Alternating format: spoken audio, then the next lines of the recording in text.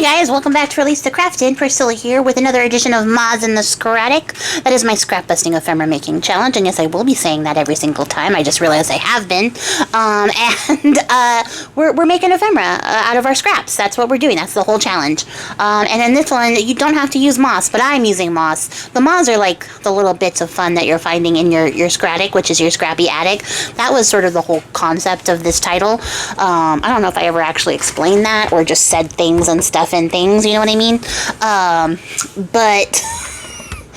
The prompt for today, which is day 14, is triangle. And what am I doing? Good question. I don't know. It's been several days since I made this item. I am making a corner tuck that is in the shape of a triangle, but I'm making it like a file folder. So it's gonna like open. That's the whole idea. I don't know how else to explain it. A file folder corner tuck spot is what I'm making. And probably titled this video so you already knew what you were clicking on when you got in here. Or maybe you didn't. I don't know. I don't know how much of the title you read. I'm not going to assume. I shouldn't assume. So yeah, what am I doing? I'm using my scraps, of course. So I have these scraps left over from that retro journal that I was working on, or retro mini album that I was working on. So I have so much white scraps, which is so weird because I was expecting to have more brown scraps, and I actually don't have that many brown scraps because I've been using them, which is great. This is the whole goal. What I need to start using is the black scraps, and I haven't pulled those out yet. So coming up soon here, I'll try to use those. What am I doing? Oh, so I took the paper and I cut it into triangles. And then I cut them a little bit larger than I want the final product to be because I'm going to cut a notch in them with my envelope punch board. You could use anything to make a notch. I just like the way that the envelope punch board makes notches. And honestly, this is what I use the envelope punch board for entirely. I don't even hardly use this to make envelopes. I use it to make notches, to make file folders. So, I feel like there should just be a punch that does this. And if you guys know of one that does, like, this shape, so I don't have to drag out that entire board, I'll be your friend. And if I'm already your friend, I'll be a better friend, because I'm not a great friend.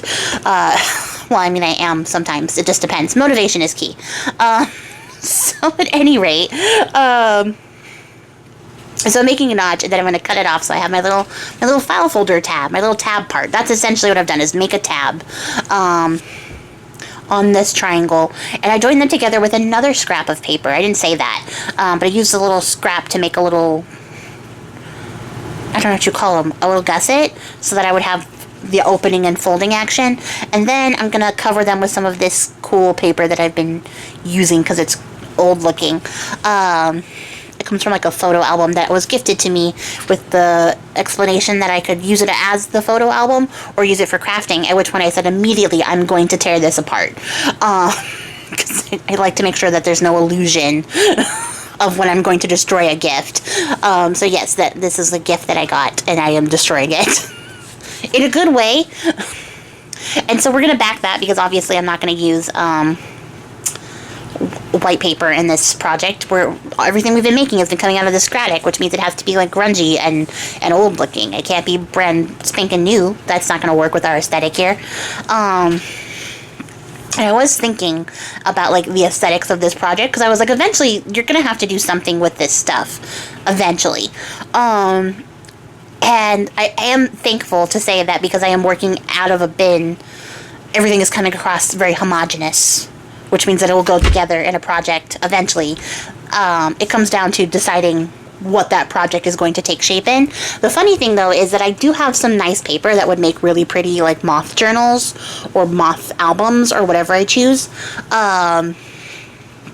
Except that the colors are actually a different vibe. So that leaves me to be like, well, do you smash them together and go, here's this new thing I've created, which is this very nice, clean, like blues and greens and nighttime feeling paper with this more vintage, grungy vibe that you've been going for. And I don't even know if I would necessarily call it vintage. I am a little vintage, yeah, because I'm using old things, old images.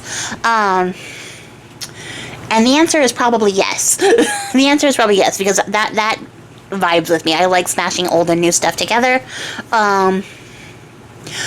But the other option is to get just some of the regular, more vintagey looking paper I have. Because I have like some of those old paper packs like from the Hoblob and stuff where like it's like old paper looking and vintage looking, although that paper would be more suited to a journal because it's thinner than the scrapbook paper I would use in the other case.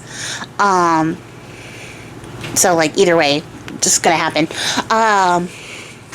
So I could go for like a full vintage vibe is basically what I'm saying, like a grungy rustic thingy. I could do the attic. You know what I mean? That's also an option.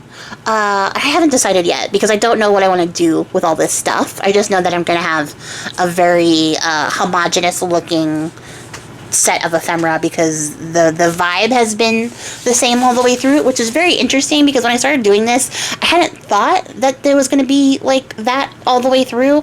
I just didn't want there to be like a big mess across my desk. So I got a new basket and I loaded it up with all the stuff I was going to use for the challenge so that I could be like focused and also like so that I could come up with something sort of cohesive looking, you know, like I had a plan going into this. I didn't. I just picked out the stuff I wanted to use. But now that we're, you know, hitting the halfway mark and we're coming through it and I'm looking at all the stuff I've made so far, I'm like, well,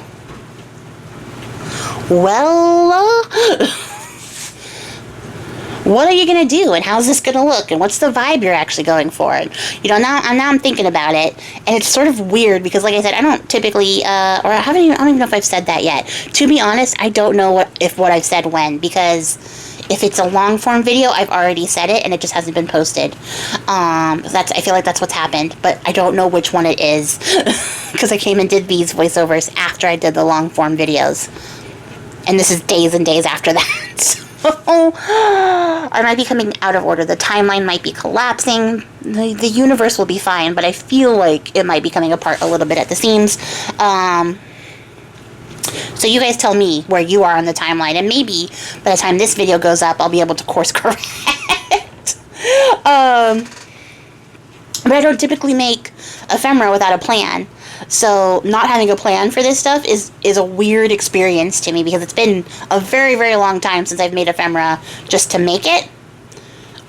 You know, like I have, I guess, the ephemera from the Paper Doll Brawl that has like no home, and then I have the ephemera that I've been making for the Randemera, which is the random ephemera.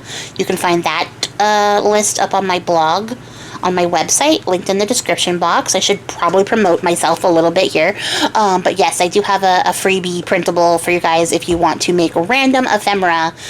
It's a dice rolling kind of thing, but you don't have to use dice. You can use a number generator, or you could just pick something off the list. That's also an option. But for that series, I've been using the same paper pad so that I end up with a homogeneous sort of bit of ephemera when I get to the end of it. Because, like I said, the idea is that I like to know what I'm going to make with my ephemera and, like, make it for something. I don't like the idea of having a bunch of random ephemera just sitting around my house with nowhere to go. Because I think, too, probably part of it is that I'm not a fast crafter by any means, and I'm especially not fast with, like, output. When it comes to making journals, I'm very slow making journals because I'm very particular and tedious with it.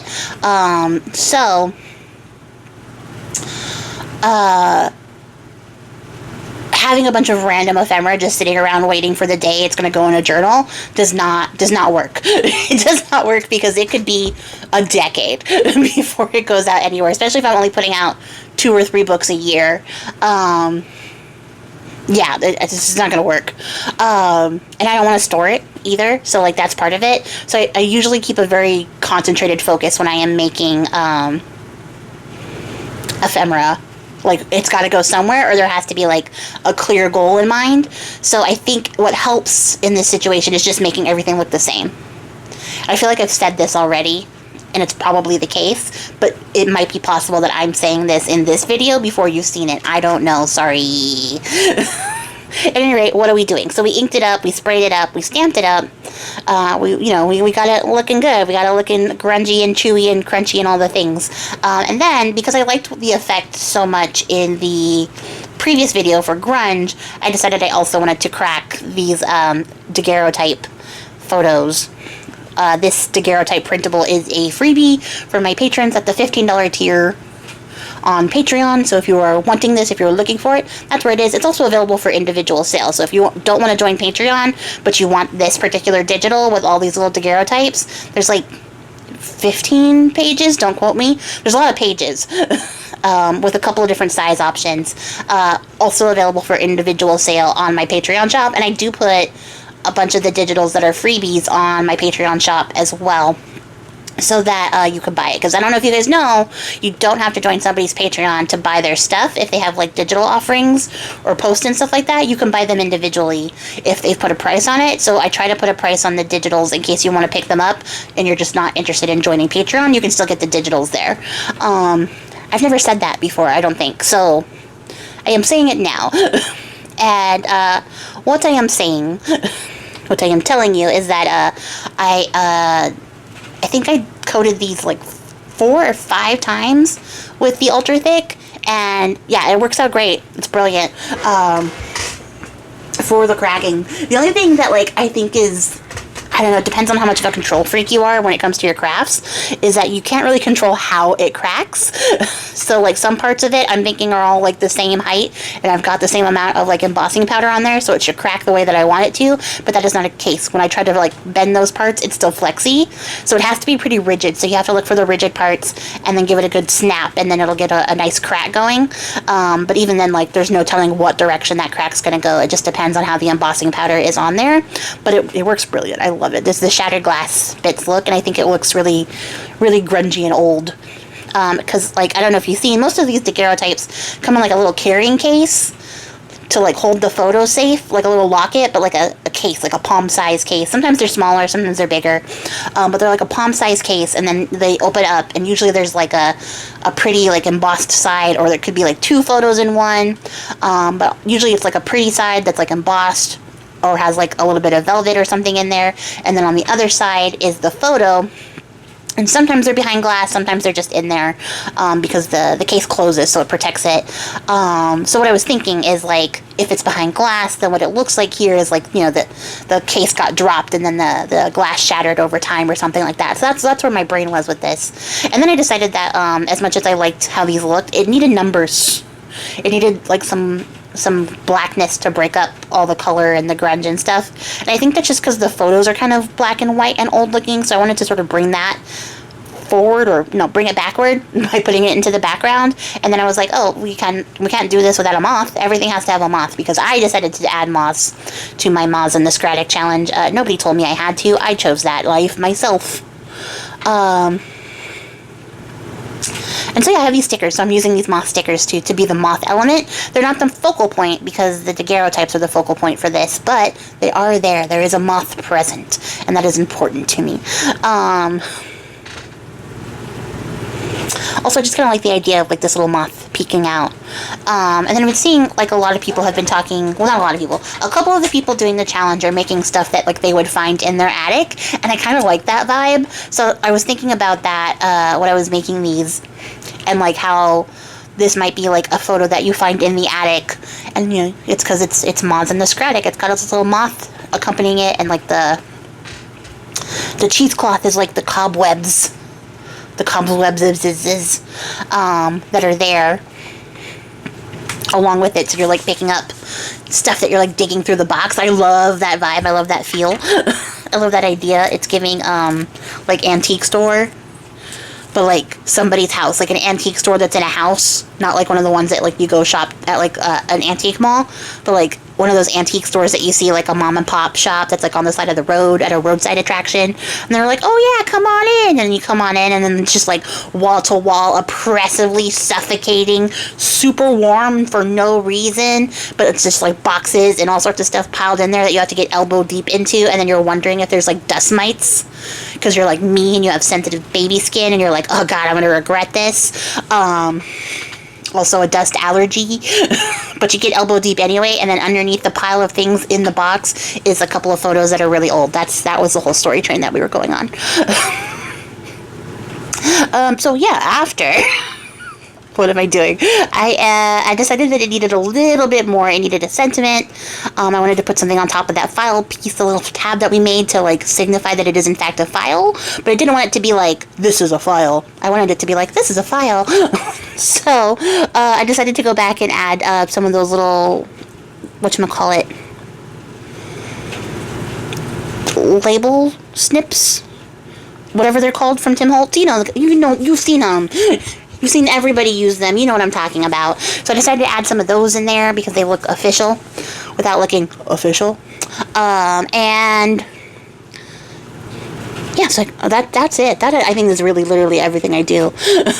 Trying to remember if I did something else. Oh, I go back and I add a leaf. That's what. See, here we are. We're in leaf territory now. Because yeah, then I was like, it's giving, but not enough.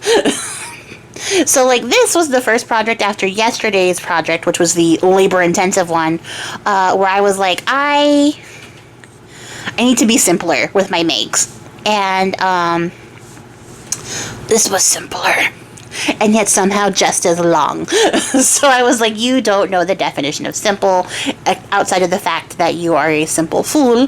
You know that definition pretty well, but you don't know how to be simple. Like, if somebody held a gun to your head and was like, do a plain piece of ephemera, this is what you would make, because you are a fool. So yeah. This was my first attempt at simpler.